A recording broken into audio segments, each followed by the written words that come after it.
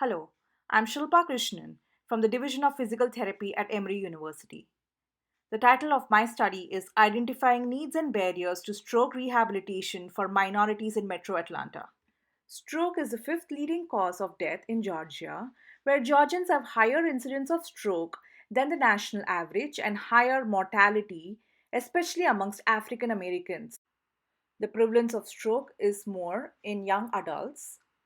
African Americans are more likely to experience stroke at a younger age. Racial and ethnic minorities have poorer outcomes post stroke. The purpose of our study was to understand experiences, barriers, and needs of minority stroke survivors in accessing post acute rehab services and resources. The study used qualitative focus group interviews of 14 stroke survivors who were 18 years and older, experienced a stroke within 5 years, discharged from the acute care following stroke, and were able to speak in English. The participants in our study had approximately equal distribution in sex and race and ethnicity categories. The mean age of our study sample was 50 years. We identified two main themes: barriers and needs. Accessibility to care, continuity of care, finances, health literacy, and utility were perceived barriers. Additional information on their stroke, care navigator, mental health services, and support groups were perceived needs. Accessibility to care was mainly highlighted by Caucasian Americans. Whereas continuity of care was highlighted by Asian Americans. Finances and health literacy was highlighted as a barrier by African Americans.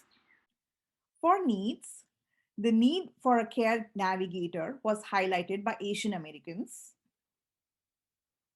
The need for support group was highlighted by African Americans.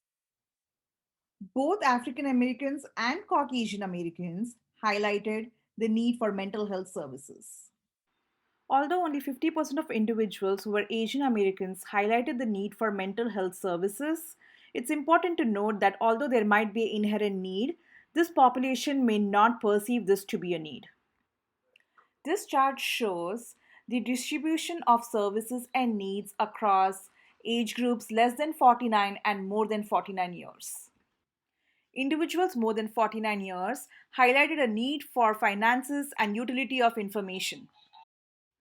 Individuals less than 49 years highlighted a need for health literacy and mental health services.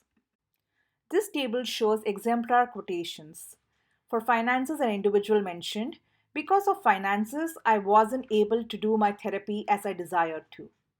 For health literacy, an individual mentioned, I already knew that something was wrong with me, but I didn't know that anybody could have a stroke at 24.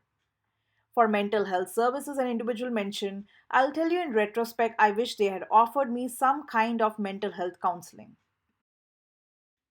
In conclusion, healthcare providers involved in discharge planning can benefit stroke survivors by providing information and resources at appropriate health literacy levels.